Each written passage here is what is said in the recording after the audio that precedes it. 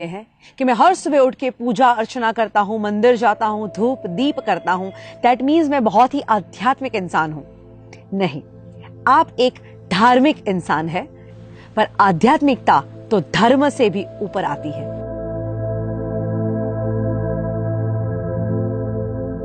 मुझे लगता है कि रियल स्पिरिचुअलिटी या सच्ची आध्यात्मिकता उसे कहते हैं जब आपके अंदर आपकी वजह से किसी और का भला हो की भावना जन्म लेती है।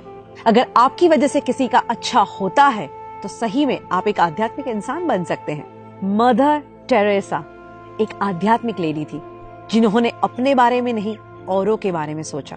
एंड ये भावना तो कुदरत ने हर इंसान के अंदर दी है, बस उसे जगाने की जरूरत है। कहते हैं जब आप दूसरों की मदद करते हैं तो ऊपर वाला तुम्हारी मदद करता है। एंड जब आप दूसरों की मदद करते हैं ना, वो आपको रिवॉर्ड करता है। किस चीज से? बेहद खुशी से, बेहद सुकून से। आप याद करिएगा, आपने जीवन में कभी भी निस्वार्थ भावना से किसी की मदद की होगी तो डेफिनेटली दिल को बहुत ही सुकून मिलता है। इसलिए मैं कहती हूं, हमेशा औरों की मदद करना शुरू कर दीजिए, एंड ऑफ कोर्स निस्वार्थ भावना के साथ। कई बार मैं जब मदद करने की बात कहती हूँ तो कई लोगों को ये लगता है कि जब मैं किसी की मदद करता हूं मतलब मेरे पास से कुछ जाता है। बट रियल डेफिनेशन आप किसी को मदद करने की या हेल्प करने की समझेंगे तो मदद करने से कभी किसी का कुछ नहीं जाता। अरे वही चीज मल्टीप्लाई होके जीवन में वापस आता है। इसी को समझाने के लिए मैं आपको एक स्टोरी सुनाती हूँ। अमेरिका में एक लेडी थी जिसके पास कोई ज्यादा पैसे नहीं थे, हस्बैंड की डेथ हो गई थी, पेंशन के पैसों से जीवन बिता रही थी। तब एक घटना घटी। उसके घर के बाहर एक लड़का आया, दरवाजा खटखटाया। वो देखती है, वो 14-15 साल का एक लड़का जो सेल्समैन था और अपनी प्रोडक्ट्स बेचने के लिए आया था। ये लेडी के पास उतने पैसे नहीं थे तो उसने कह दिया कि देख बेटा, मेरे पास इतने पैसे नहीं है, मैं तुझे गलत उम्मीद नहीं दूंगी, मैं तेरी चीज वस्तुएं खरीद नहीं पाऊंगी, पर 2 मिनट तू मेरे घर में आ।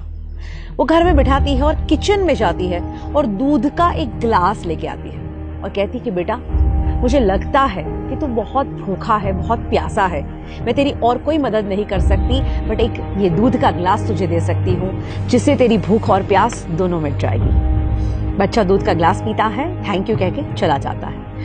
इस घटना को और 15 साल बीतते हैं। अब तो ये लेडी बहुत बुजुर्ग हो चुकी है और एक दिन उनको हार्ट अटैक आता है। आस पड़ोस वाले उनको हॉस्पिटल में भर्ती करते हैं और जब उनके ऊपर सर्जरी होती है, बाद में वो ठीक होकर अपनी आंखें खोलती है, तब उनको पता चलता है कि उनके ऊपर तो ऑलरेडी एक बहुत बड़ी सर्जरी हो चुकी है और जिसका लाखों का बिल बन चुका है। इस लेडी के पैरों तले से जमीन निकल जाती है और रोने लगती है कि हे भगवान, मुझे क्यों बचाया? अब मैं ये बिल कहां से पे करूंगी? मैं ये पैसा कैसे दूंगी? और 2-3 दिन वहां पे वो इतनी उदासी के साथ बिताती है। वो सोचती है मैं किसकी मदद मांगू। आखिर में उसका डिस्चार्ज का डे आता है।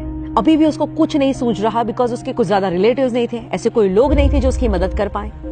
वो भारी भारी कदमों से चलते हुए रिसेप्शन के काउंटर पे पहुंचती है। सोचती है मैं उनसे क्या बात करूंगी। वो कहती है मेरा बिल दिखाइए। वो बिल देते हैं एंड अप्रोक्सीमेटली 5 लाख रुपए का उसका बिल आया है। वो बिल देखती है पर उनको ताज्जुब होता है क्योंकि उस बिल के नीचे लिखा था ऑलरेडी पेड, एंड उसके नीचे लिखा था thank you for the glass of milk. यानी वो लड़का जिसको उन्होंने एक दूध का ग्लास दिया, दोस्तों आज वो बड़ा होके एक डॉक्टर बन चुका है और उसी की हॉस्पिटल में ये लेडी आती है और वो देखता है कि ओ माय गॉड, ये तो वही लेडी जब मैं कुछ नहीं था और उन्होंने मुझे दूध का ग्लास दिया था। आज ये ऋण चुकाने का मौका मिला है, क्यों ना मैं अपना ऋण चुकाऊं, क्यों ना इनका बिल मैं ही भर दूं। इसीलिए तो कहते हैं कि जब आप अच्छे काम करते हैं, दुनिया गोल है, जो अच्छे काम भेजे हैं वो सब लौट के वापस आते ही हैं। बट अच्छी बात क्या है कि कुदरत इतनी मेहरबान है हम पे कि जब हम कुछ छोड़ते हैं उससे कई गुना बढ़ के ये लाइफ में वापस आती है। हम हमेशा पूरी जिंदगी लगे रहते हैं दुनिया को इम्प्रेस करने में, बट अगर सही में इम्प्रेस करना है ना तो उस ऊपर वाले को कीजिए।